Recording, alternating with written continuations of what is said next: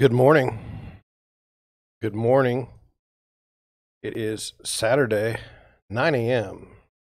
I got it 9:01.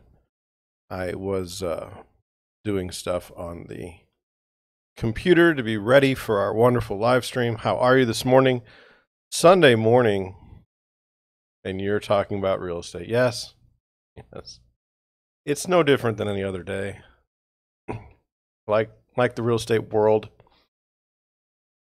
I feel like I have a lot to bring to the table today. A lot of showings yesterday. Got a lot of showings today. If you watched yesterday's live stream, you know that I was anticipating a significant amount of contract writing today. We'll find out if that's going to happen or not. I want to do what I shouldn't do, and that is keep going on my setup. I had everything kind of in order. Let me just check this one thing. I don't know anything here that I want to see.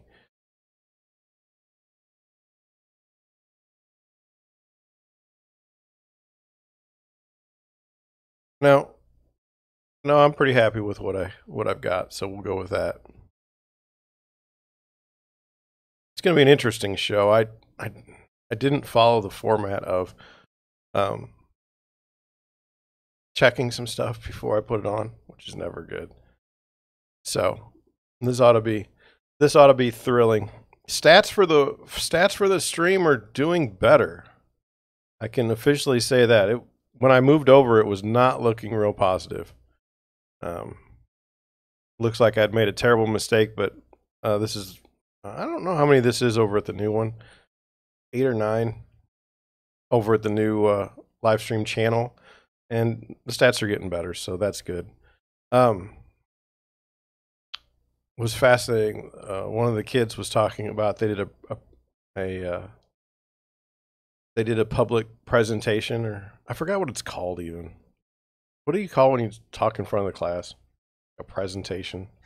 Anyway, it was weird because they were like, "Hey, I didn't use the word in my presentation," and I was like, yeah, I do that all the time, and I'd like to get rid of it. I'd like to get rid of the word like when I speak, but it hasn't happened yet. For a while, I was really concentrating on it, and then I don't know, gave up. Wanted to present you with the things you wanted to hear. I don't know. See, there it is. There's the Does it make any difference if the presentation's already written out? Because if it's already written out, I'm not going to say I wrote it all out. I've been going back and forth with my the podcast.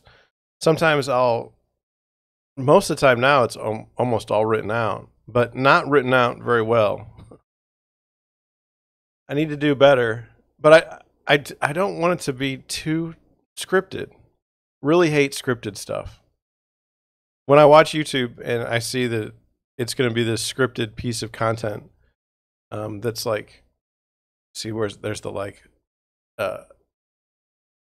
where there's going to be this scripted content. I don't like it. I don't know how to explain it. It reminds me of news shows in the 80s where they just read off the teleprompter the whole show. I mean, and people say, "Oh, I love that broadcaster. She's so wonderful." And it's like she just reads every day. She literally just she's a talking head. I'm a talking head too, but at least I'm kind of trying to think on the go. I don't know if that means anything to you, but that's where I'm at.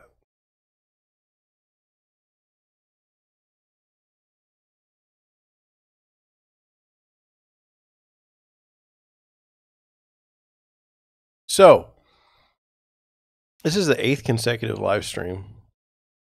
I was fighting it there for a while. it it was getting hard to do. I don't know why, but it's not there anymore. I look forward to the live stream. Like, I get up in the morning energized and ready to come down and do the live stream. Can't really explain why. There's no one here. Me and you. But I like it. There's the should I just be quiet? But I don't know how many live streams I've done so far, but I feel like I've done quite a few. Let's say at least 50. I think that'd be fair. Now, in those 50 live streams, have I gotten better? I don't know. I don't know. What I'm trying to figure out is, maybe you go to college and you get a communications degree, and most of your classes are public speaking and things of this nature. By the way, the word was public speaking. I was trying to think about when we started the stream. And I guess, I mean, is it, do you have these talents that are just, that come to you, or do they get developed? And are we really going to say I have any talent at this? No. Am I going to get better at it? I hope so. But like right now, I'm 6 minutes into my live stream and I'm stumbling for a flow. And I don't really understand that. In my mind, I'm telling you right now, in my mind, I have these topics to talk about. And the question becomes, how much do I want to talk about them? Are they the right topics to talk about? And if I talk about them now, will I have enough time for the show to get to your responses? The answer to that one is yes, because no one responds. I'm just here. It's just me. And we just sit here daily and talk about real estate and other things, just so you get the chance to know a little bit more about me. Maybe your cousin referred me to you, and you're like, I don't know if that guy, he might eat meat. And we can't have, my real estate agent can't eat meat. Refuse to work with that guy. Or, maybe he supports America just a little too much. Can't work with that guy. Maybe he doesn't volunteer his time enough to whatever cause that I'm mostly aligned with. We can't use him. This is to get through all of that. I'm as clear and open and transparent as possible. That should help. I had a weird thing go on with the internet yesterday, and I guess I'll like put it out there now. Look, if I ever end up disappearing, I will just restart the internet and come back. If I can. If it gets pulled, then I won't. That's all I can say. I'm gonna go somewhere and check something out real quick because I'm intrigued. I gotta go to the back.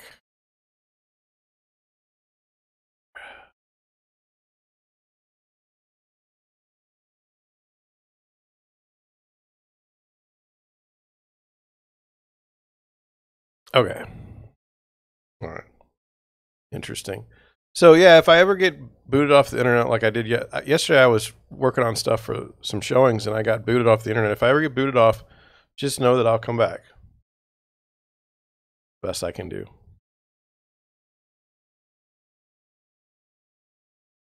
All right. So I think everyone wants to get into the showings yesterday, and I think everyone wants to get into the start of the show.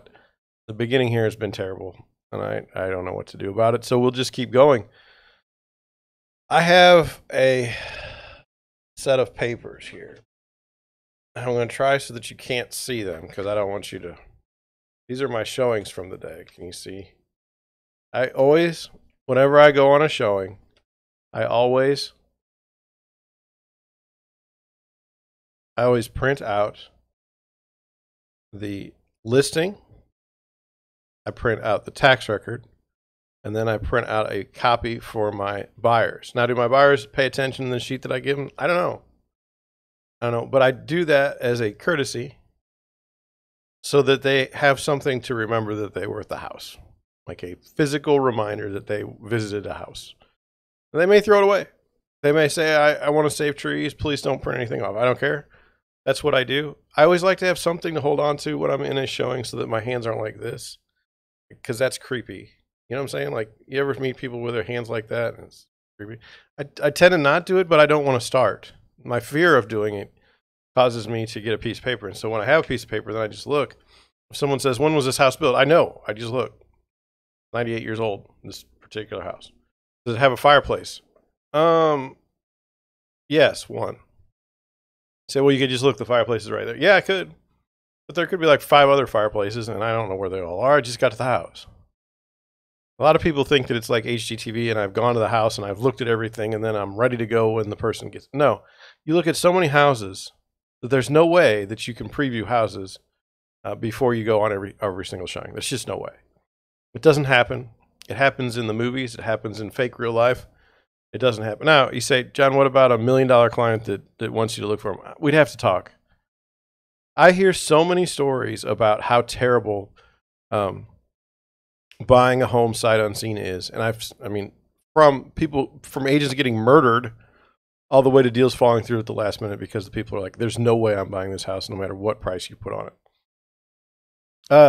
If you're from other parts of the country, this is going to be kind of funny. If you're from other parts of the country, you think that Missouri real estate, St. Louis real estate is lower, it's cheaper in price. And sometimes it's not. And it's going to be doubly shown that when we look at a place like Laredo, Texas today, where there's 3 houses currently for sale in the $1 million range. We'll look at them and they don't look anything like it's like a $700,000 house here. And we have like multi-million-dollar houses that are just like castles. Now, it's not like an up-and-coming area, so we don't have a whole lot of new construction at stupid prices. But we do have some. We do have some. So when people think, hey, I'm going to move to the Midwest and my cost of living will be less, yes, it will be. But it's not going to be necessarily in housing. It's not necessarily going to be in property tax. Property tax, real estate tax here is, I think, high. I don't care what anybody else says. I think it's high. So there. Now, when you go to show houses and you have your piece of paper, I also like to look at the tax records. I like to bring them with me. Who owns this house? How much taxes do they pay? These are important things. Why? Because if your buyer is dependent on a payment, okay, and the tax is a number that fits into their mortgage, that's a good thing. If it doesn't fit into their mortgage, it's a bad thing. It's that simple. It is not. There's the It's not obvious to people that aren't doing real estate how messed up it can get. I have people go and try and buy houses that can't afford to buy a house. So I can't really show them houses until I have a pre-approval. Because again, my time is worth something. I don't know what. You could argue that it's worth, $1. $1 I don't want to spend going looking at a house where you're never going to buy it. Now, that doesn't mean I won't show you houses, and I certainly am not going to pressure you to buy a house if you're qualified to buy a house. If you're, got a pre-approval, we'll look at as many houses as you want. And I'll go into it in a minute, but just in my showings yesterday, I had weird things happen to me.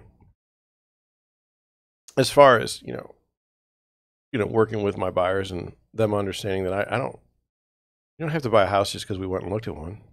It's not how it goes. So, all right, well, I'm going to do it. How many houses did I see? 1. I saw a lot of houses. 2, 3, 4, 5, 6, 7. I went to see 8 houses yesterday. I have 2 houses today. Told you I was going to have Oh, actually, I saw 6. I'm sorry. The other 2 were from the day before. I haven't looked at them yet, or I haven't put them in the system. One of those houses was fascinating. $450,000 asking price. House next door went for $750,000. House needs work. Okay, we're going to do it this way. So, start off in Jefferson County. Very windy yesterday. Very windy here in St. Louis. Warm, but that breeze was weird. So I wore like what I normally wear. Plus, I've gained a lot of weight. I don't think I can wear some of my shirts that I like to wear.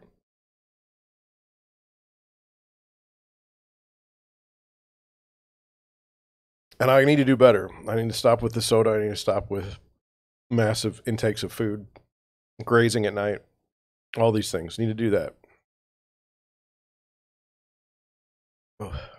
So, we had been to this neighborhood before.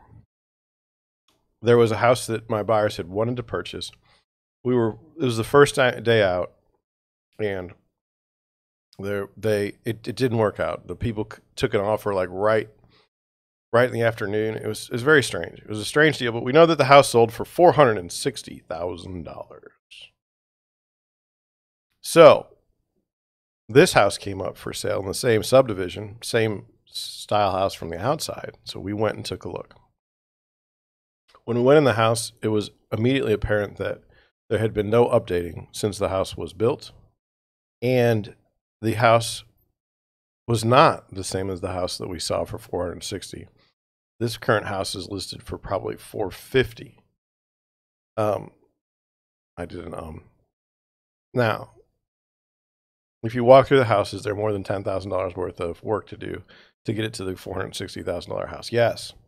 Plus, the design didn't lend to the family that I'm showing houses to. They have 2 children, and they would prefer, and I don't blame them, they would prefer that the children have 2 bedrooms, the sizes of which they could, have more in there than just a bed, and be comfortable. So walk in.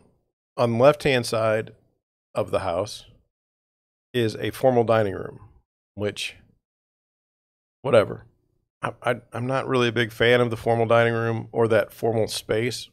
It was in a couple of the houses we saw yesterday, but I'm not really into it right now. When you come in the front door to me, it's like, well, and then I had another buyer yesterday that said, I don't like walking in. There's a huge staircase right in front. So different strokes, different folks. I don't know. Different folks, different. I don't know what the saying is, but we go in, and so then right as you look in, there's a fireplace, and there's sort of like a living room. Turn to the left, there's the kitchen, and then there's like a little breakfast area, and then there's a living room past that with another fireplace. So 2 fireplaces in a ranch within like 200 feet of each other, both gas. Then you turn left, and there's a full bathroom, the laundry room, the garage, which is a 3-car garage, and then immediately the basement steps. Go downstairs. Basement's not finished. However, you can see the concrete walls, and they look beautiful. No cracks, nothing like that. No repairs. About a 12-year-old house, so something should be going wrong by now. Then the flooring is like peel and stick tile. Not very good. A lot of it, though. I mean, impressive. This is a big house. It's over 2,000 square feet. Go in to look at the bedrooms, and that's where it got a little iffy. The first bedroom was carpet flooring. The second bedroom was a different flooring than the first, which was carpet. And then the third bedroom had the same flooring as the rest of the house. It was a nice wood floor. In the master, there was a shower separate from the bathtub, which was a jacuzzi, and then there was a walk-in closet. The bathroom, what would I say is wrong with it? It would be that everything is trim in a brass finish, which is ugly now. I'm not saying that I don't really care.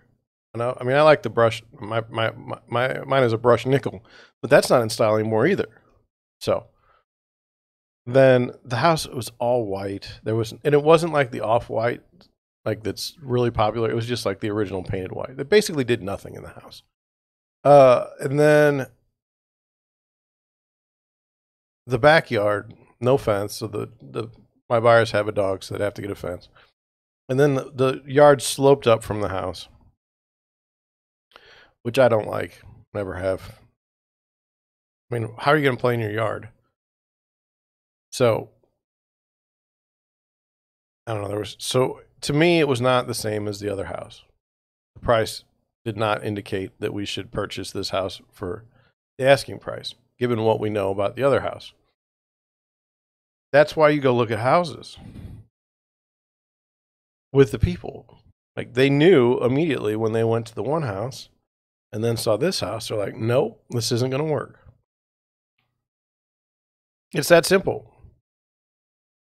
Now, it took, 60 days, 90 days for another house in the neighborhood to come on the market?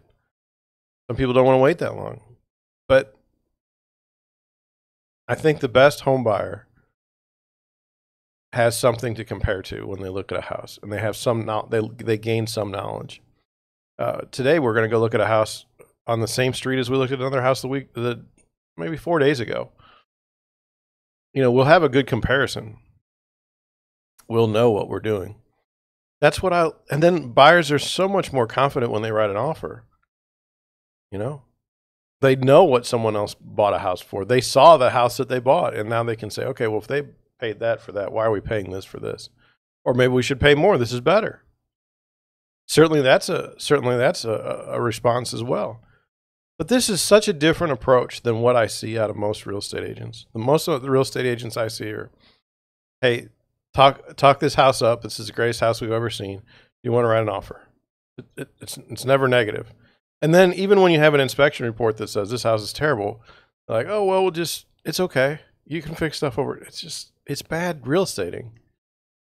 Now, I am not rewarded for my good real estating, to be honest with you. No one sits in their house and says, John, you did a great job with helping me buy this house. I'm going to refer you to 17 other people. Why is that? Well, I mean, I do get referrals, don't get me wrong, but it's not like it should be. I'm not sure why. I think part of it is because as time goes on, the memories fade.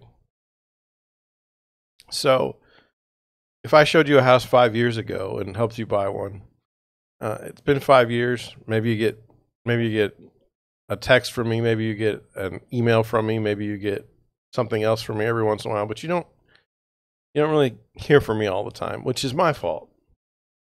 I go back and forth. Do I really want to talk to the real estate agent that I bought a house with 5 years ago or what? Part of me doesn't really want to do that, you know, as a regular consumer. And then, so there's that. And then if you're a new buyer, if it's the first time home buyer, you don't know that other agents are different. You have no idea. You think what I provide is what every agent provides. So you're not likely to recommend me to others either. Plus, I don't know. Have we gotten to a day and time where we don't refer people? I don't know. Maybe. I'm in a spot. I'll tell you about it. You know, my wife's car is a disaster. We got to do something, and I might have to fly somewhere to pick up a car. Who knows what I'm going to do? But what I know is it's a disaster. I need to do something. And I know it's a disaster because I took it to the shop, and the guys did a great job looking over stuff. They found stuff that was wrong that I didn't even realize, and it is wrong. Okay.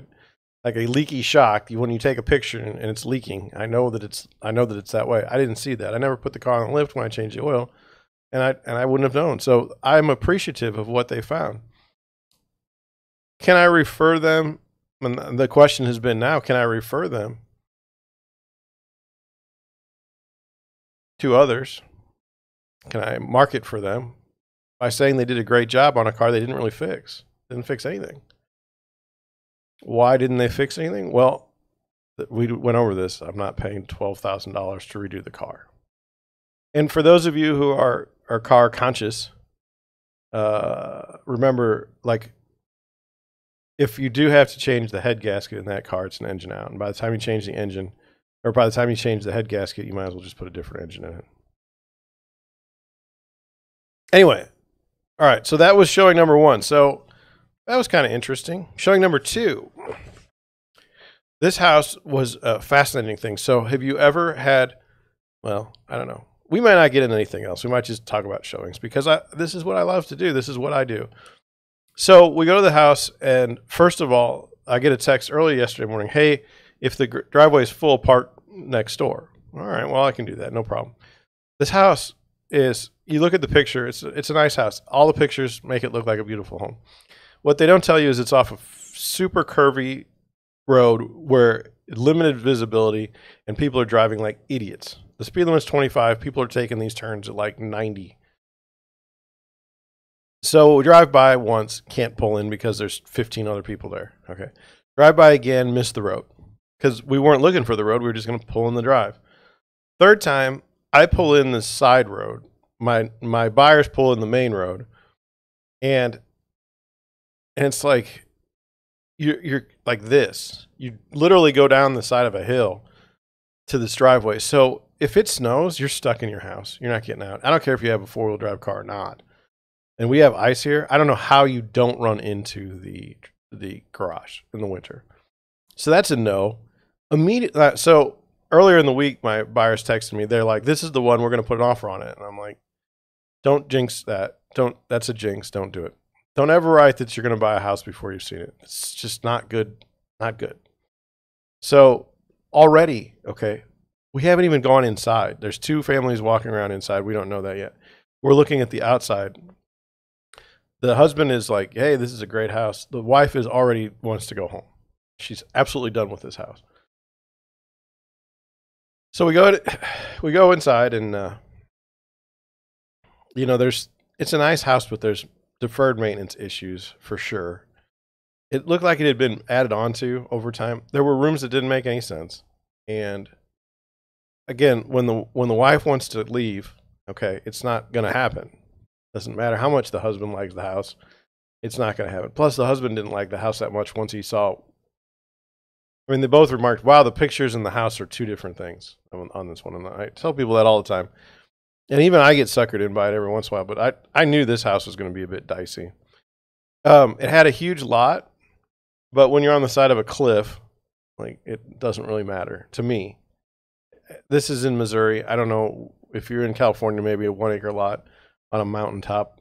Maybe that's good. Maybe that's good. I don't know. It's not good for me. So couldn't wait to get out of that house.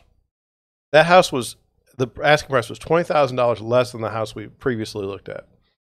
And if you wanted to compare those 2, different school districts, different parts of town, all kinds of differences. But coming from the 450, this was quite a letdown. So then we go to let me see the next one.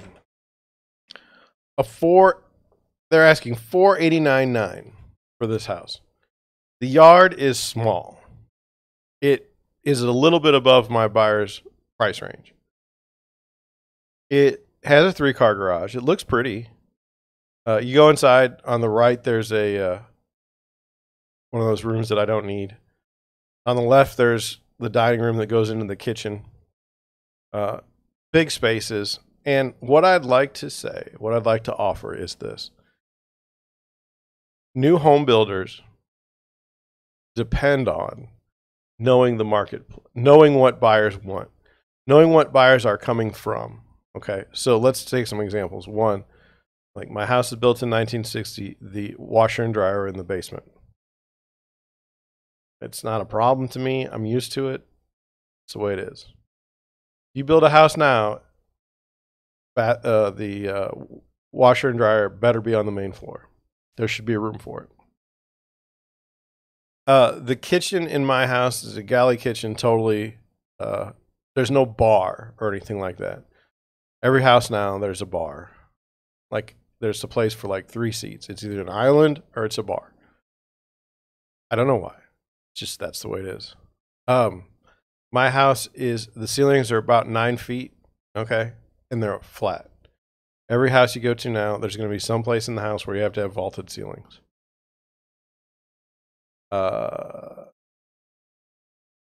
Typically, the bathrooms will be much bigger in a new house, at least the main bathroom, and it's always going to be off the master bedroom. Whereas some homes built in the 20s, no, they call it ensuite. I can't say the word ensuite. I just go with that. I mean, it sounds dumb, but so be it. So that's going to be there. I don't particularly like the bathtub shower. I don't really need separate, but you'll probably see that in a new house. Bigger bedrooms and bedrooms with walk-in closets on the secondary and third bedrooms will have walk-in closets most of the time. Jack and Jill sinks, that's not in the main bathroom, but it could be. It could be. You'll never see like a bathroom under a staircase. That's like a quirk. It's like from olden times. You'll never see a bathroom in the kitchen, which thank God. But that's what the new home builders do. And this house checked all the boxes because of that.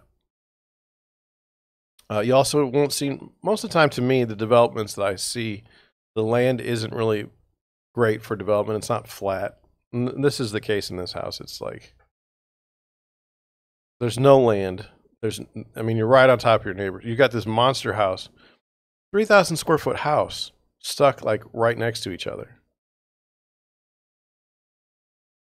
That was a no. That was a no. So then that was that set of buyers. So then we had another set of buyers, and they looked at 2 houses. In the first house, I'll tell you what, from the first picture, I would have moved into the house. It's beautiful. It has a tile roof, which is unusual here in St. Louis in certain parts of town. In this particular part of town, this is an unusual feature.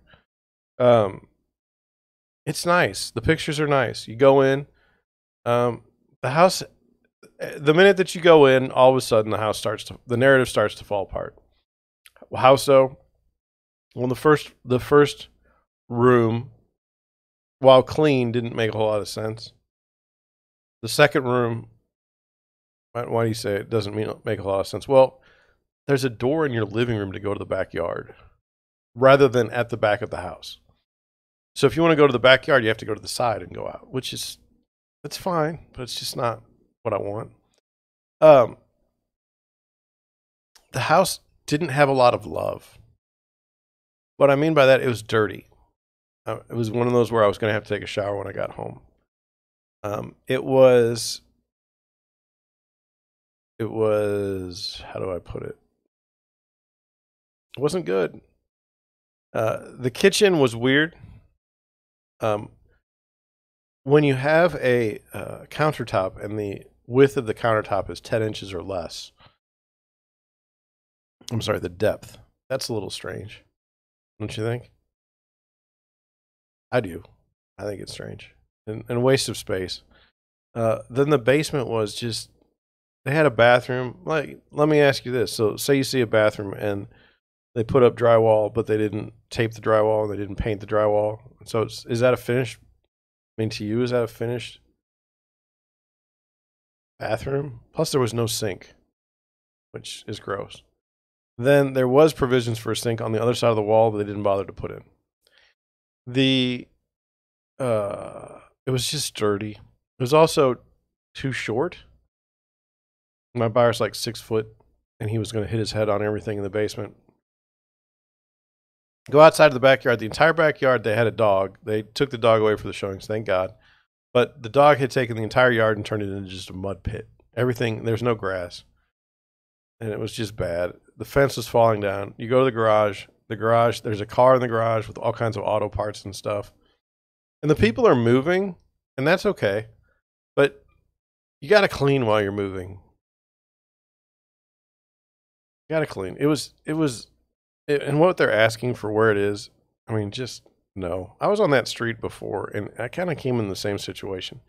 It's a nice part of town, but the people live there. So far, the last two have been kind of dirty people. So then we went to a house in University City. University City is a cool place. I like it. I like it a lot. Is it a place where you can find a lot of value? No.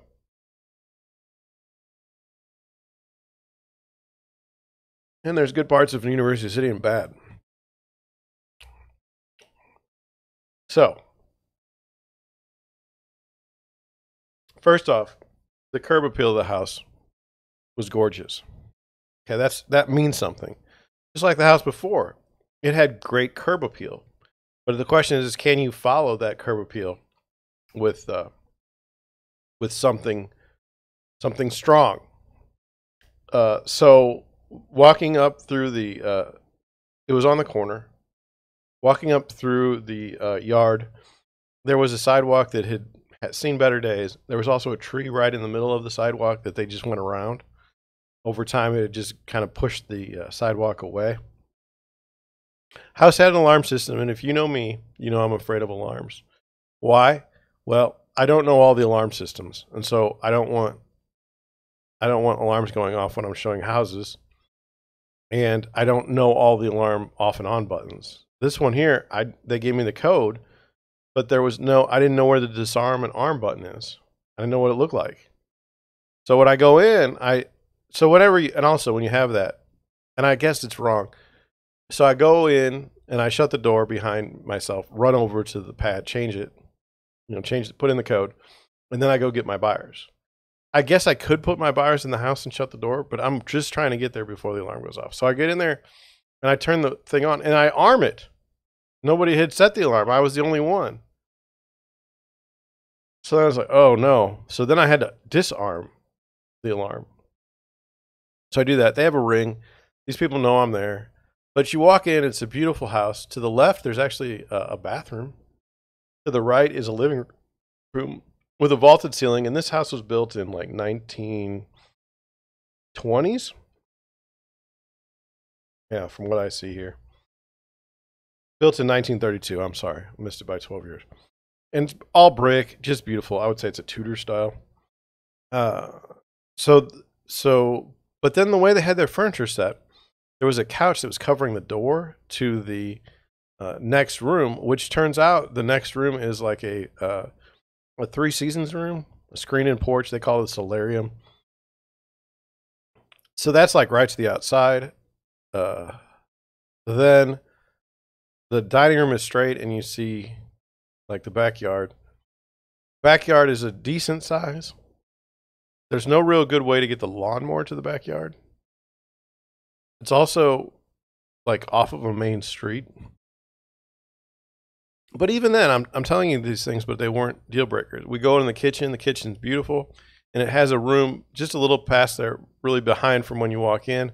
That is the like dining room area, kitchen. I mean, it's not a formal dining room. It's more like an eat-in kitchen.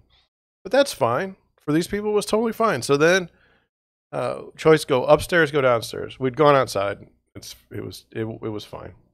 Nothing spectacular. So we go upstairs. How did that work? So up the stairs, there's a bathroom. The bathroom is small, and there's two bedrooms on the right hand side. The first one we thought that was the master, that was actually kind of on the, what I would say, the quieter street side, wasn't really the master. And the master that was the real master was next to the bathroom, but not an ensuite.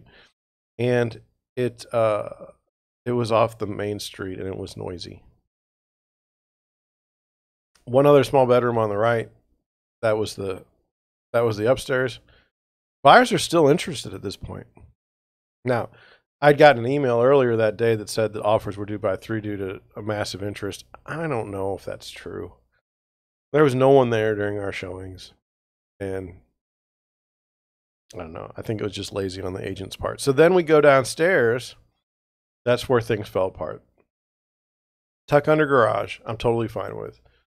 But what happens is if you have a tuck-under garage, and I don't know if you're like somewhere there's not one, it just simply means that the garage is below the house. Drive in underneath the house. So when you go into this house, once you have that tuck under garage, that takes up space. This is a 2-car tuck under garage, but it took up all the space. There's no room. So you don't really have a good basement. And that was the deal killer right there. And you say, John, I'm sorry, I saw this. Llamas with hats, and then Carl the Unicorn. I think it was Carl the Unicorn. Very fascinating setup there. Why didn't the people choose differently? Why did they look at the pictures and then they knew there was a tuck under garage? Why didn't they immediately change? Why did you even bother to go see the house? Well, look, you don't really know until you go see it. Okay? And maybe they thought the room was bigger. I don't fault people for going to look at houses. I never will. In fact, I would more often fault people for not going to look at houses. I think that's ridiculous. You never write an offer on a house that you've never been to. Last showing, different part of town, different price range. It was right before it was getting dark, so we ran out to the backyard first, looked in the backyard. It's okay. It had a 1-car garage. Go into the first room, nice, but you know what? The overwhelming smell of air fresheners, which means it's covering up the smell of mildew in the basement. But I can't prove that.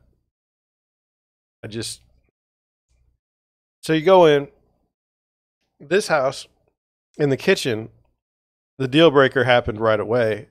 You go in, the kitchen counter is like here. Okay, but the sink is like right here. Like the sink is over here. So the sink is literally, you somehow have to bend underneath the cabinet to get to the sink. That's just not going to work. It's just not going to work. That's stupid. No one thinks that's a good idea. I would say for a lot of people, the kitchens and bathrooms sell the house. The bathrooms were all the same. They used the same material, which is fine. But it was just not where we needed to be for that price. A lot of rooms, a lot of space being used. The basement was a mess. But it was finished. It was just, it had been finished. Like this house was built in 1924, so it was even older. And look, it's a young couple looking to buy the house, their first house. It's too much. It just didn't make any sense. It just didn't work. So that was out. That was the houses. Now today, after I get off of my live stream, I need to set up showings. I know the times, I just don't have the paperwork.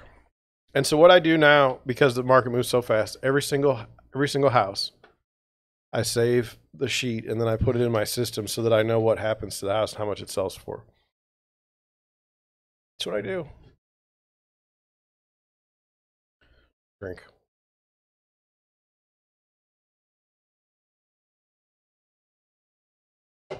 Google search trends. Let's get to it. Bam. Thought this was an interesting article. Yes, I did Al Jazeera. WNBA star Brittney Griner arrested in Russia on drug charges. Griner arrested in February at a Moscow airport. Now, in February, after Russian authorities said her luggage contained vape cartridges. This happened like yesterday, and we find out about it today, or yesterday. U.S. basketball authorities have said an American star basketball player being held in Moscow on narcotics charges is two-time Olympic champion Brittney Griner. The arrest came as tensions between Moscow and the West have soared over Russia's invasion of Ukraine. Now, my initial thought is this was not, this is the 5th of March, which is being reported. It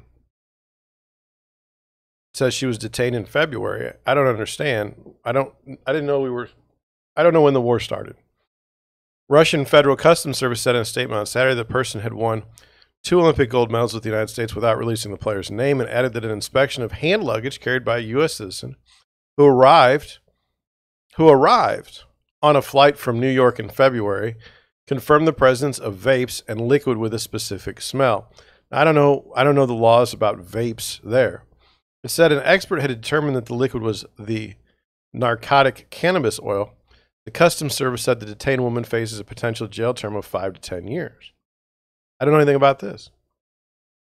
U.S. basketball authorities made clear that the woman was All-Star Griner, 31-year-old WNBA championship with the Phoenix Mercury and a national championship at Baylor. She's a 7-time All-Star.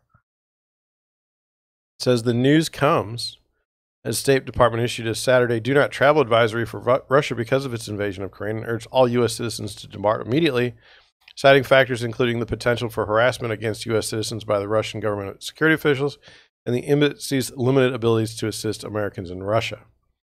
USA Basketball, the sports governing body in the U.S., said on Twitter that it was aware of and closely monitoring the legal situation facing Brittney Griner in Russia. Said Brittney has always handled herself with the utmost professionalism during a long tenure in USA Basketball, and her safety and well-being are our primary concerns. The team issued a statement echoing the language of USA Basketball. We love and support Brittney, and this time as our main concerns are safety, physical, and mental health, and her safe return home. 6'9", she's the only woman in U.S. college history to score 2,000 points and block 500 shots. Many WNBA athletes spend the off-season playing in European leagues, including the Russian and Ukrainian leagues. I read a different story yesterday that says she makes $1 million a season over there, which is like 3 times more than they make here. I don't know what to make of this. I don't know if she's still stuck there. I mean, I'll be honest with you. If I go over there and I'm held captive, there's not one article being written about me. There's no John Schenck, real estate broker in South County, Missouri, America, detained in Russia. A couple reasons why. One, I don't typically travel very often. I also don't vape, or I don't no drugs I'm aware of that would be illegal in other countries. Not a high profile athlete. There's nothing about me that's interesting in that way. So no one would care. And if I was murdered in a foreign country, the government wouldn't even announce it. It wouldn't even look. So this is a bad situation for her. I hope it gets resolved. I don't feel like this is what it is. Here's what I think it is. There's certain laws in certain countries, and you broke a law that you were unaware of, and now they're holding you to the laws within that country, and you are in a bad spot because you have broken the laws of that country. I don't think it is Russia is intentionally keeping American citizens because of the war with Ukraine and the sanctions and all of this other stuff. The thing, as you know, I don't know enough about the war to discuss. But in this case, I definitely would give them the benefit of the doubt. May not seem that way. I've read other stories that allege her sexuality has something to do with it. Her color might have something to do with it. I don't have any knowledge of that. I'm just saying, I don't think we're holding American. It's a lot easier. Look, you can hold like 1,000 U.S. citizens. Look at Afghanistan. You can leave citizens behind and nothing happens. So I don't particularly. This is a very interesting story, but I don't think that it's related to the war. I think that it would make, by the way, I think it would make headlines if there wasn't a war. Anytime you detain a high-profile athlete anywhere in the world, that warrants some sort of investigation, some sort of discussion, in my opinion. All right. Well, we got that. We got through that. Let's go to Laredo, Texas. We got 3 houses. You ever been to Laredo? What do I know about Laredo? I'll look it up.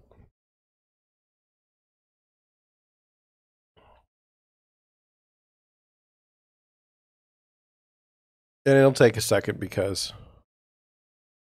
okay, so there it is.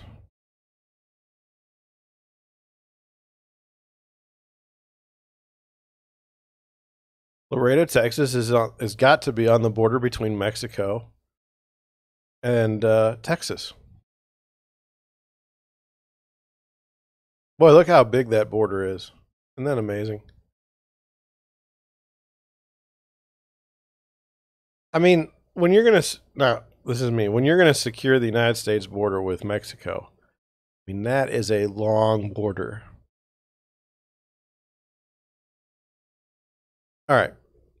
That's later. 1.69 million. Let's take a look. 5 bedrooms, 4.5 baths, 5,772 square feet on a 0.33 acre lot, 2-car garage, 10 days on the market. Property history indicates that yes, that's true. Property details not big. Magnificent home on a fairway lot with a beautiful golf course view and a gated community. 24-foot high ceiling and all living area. 5 bedrooms, 4.5 baths plus full maid's quarter. Solar panels, heated swimming pool, 2 master suites, open concept with lots of storage area. Theater room with wet bar plus a sitting lounge, great for entertaining, double balconies, Tesla electric car charger, motorized chandeliers for easy cleanup. Call the show, schedule your appointment for a private viewing, restricted showing hours, 10 to 3 Monday through Friday. I'd like to see the motorized chandeliers. I hope there's a picture, but I don't know. That didn't help me. This is not what I want to see. You know what I'm saying? Like, this is not pretty. This is not the third picture that I would want to see. Okay. There's your motorized chandelier. It's real. There's your theater room. It's real. There's a room that doesn't make any sense.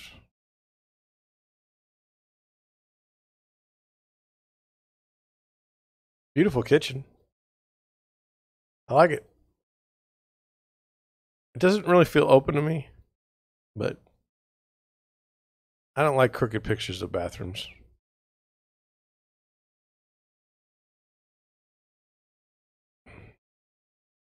I don't feel like these were professional photos. This is why I don't feel that way. What is this? What are you trying to show me here? Again, what is this? I mean, that's a bad listing for me. I would do better. Maybe they wouldn't let her, but that just wasn't good. 29 pictures. Liking Laredo's, I like that. Property details. Nice. Look at that. Home was approximately 11,000 square feet as per CAD. I don't know what that means. Features 8 bedrooms with private bathrooms and walk-in closets, 9.5 bathrooms. Travertine floors, jacuzzi tub, central vacuum sweep, commercial appliances, theater, wine cellar, exercise room with full bath, massage and steam room, pool with waterfall and spa, gated community. 138 days on the market, built in 2002, 6 bedrooms, 6.5 baths. Says 6,875 square feet. So who knows? Who knows? Listed since 2021 of February. 30 pictures. Is that a fire plug in the middle of the house? $1.4 million.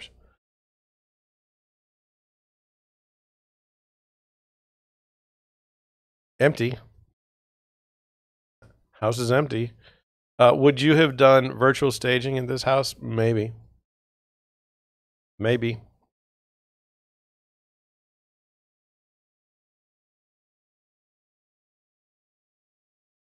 The pictures are better than the other house. Well, that's interesting. I wouldn't even know how to use that.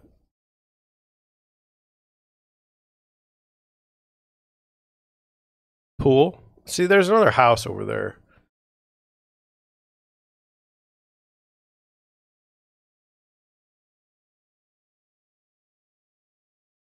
Another theater room? I don't know. This is the outdoor space. Kind of interesting. Or is it? I don't know. Built in 2002, and look at the cracks and stuff in the concrete. Yeah. Has it got an island? Yes. That's pretty cool. All right. Next one, 1.28 million. 30 pictures, 94 days on the market, built in 2013. Property history, listed since 2020. Not good. Yeah, 2020. We're in March of 2020. What are our property details? What do they say about it? Oh, it's all in all caps, so that's really helpful. Gorgeous home features so many upgrades. Okay. It has the Control4 smart home system, which has panels that control lighting, temp, TV in all the rooms. It has surround sound throughout. Shutters, huge yard that is already pre-wired to build either a guest house, pool, or palapa. Too many upgrades to list, must see. Patricia Juarez. Maybe a Hua. I don't know.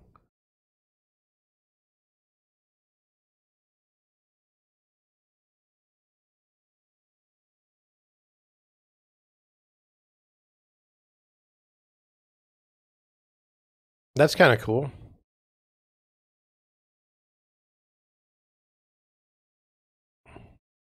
You ever get the feeling like these people sit in this house and they're like, hey, look, I got $1 million house. And it's like, it doesn't feel like really that great. Like, I don't feel happy because I have this. That's the impression I get when I see this house. It's like, I mean, really?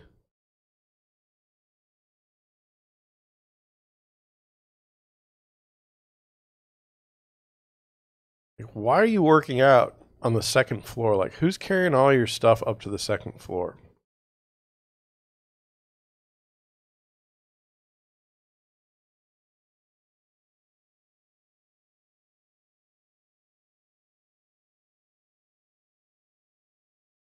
It's got a nice backyard or front yard. I don't know. Laredo, Texas didn't do a whole lot for me. I'm not gonna lie. Let's do this. It's a short little short little article. Let me go through it real quick. Realtor Confidence Index. The Realtor Confidence Index survey gathers on-the-ground information from realtors based on their key transactions. Based on their real estate transactions in the month. This report provides key results about market transactions. We're just going to go over the highlights. It's a PDF, and it's not going to. I don't want to mess with it. Demand continues to outpace supply. On average, respondents reported 4 client home tours during the month compared to an average of 1 new listing during the month. 4 client home tours, 1 new listing. Okay. If that's how you want to do it, I would say that's true then. I don't know my business right now, I would say, would be representative of that. I have way more buyers than I do sellers. Mostly because my sellers can't buy anything.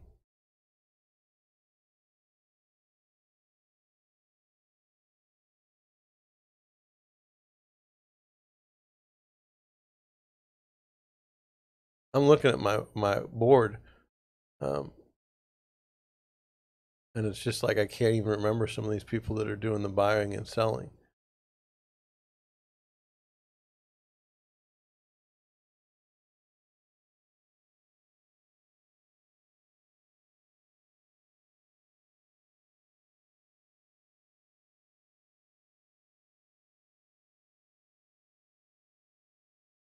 I got to redo my board. The share of first-time buyers decreased to 27%. The share of cash sales rose to 27%. And with home buying demand still outpacing supply, properties typically stayed on the market for shorter days compared to 1 year ago at 19 days. 79% of the property listed on the market for less than 1 month. There were 3.9 offers for every home sold. 46% of respondents reported that buyers' price offers were above the list price. This was for a quarter. Oh, no, this is for a month. I don't know. My question that I put out there was, are realtors confident? I don't know. I guess I'm confident. One more article. We'll cut it after that. This is a Redfin one. I like it. real estate I like the article. Real estate investors are buying a record share of U.S. homes, and this is a serious problem.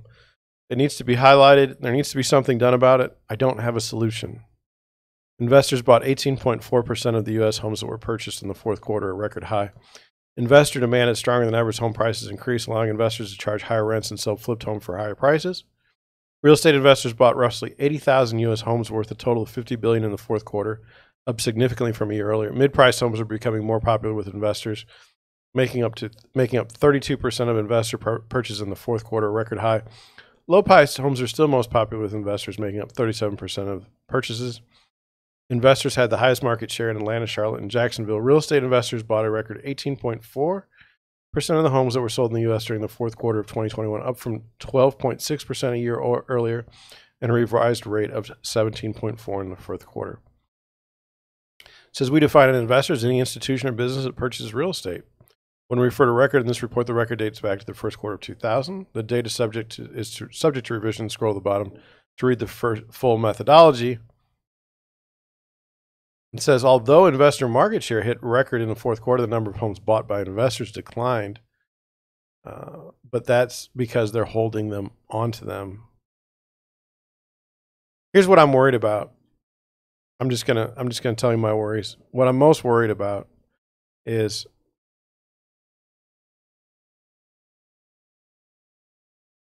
the Carvana model and how it's destroyed used cars in the United States, used car purchases, by driving up the market. I mean, Carvana has enough cars that they can manipulate the market. And the same thing's going to happen with housing is my concern.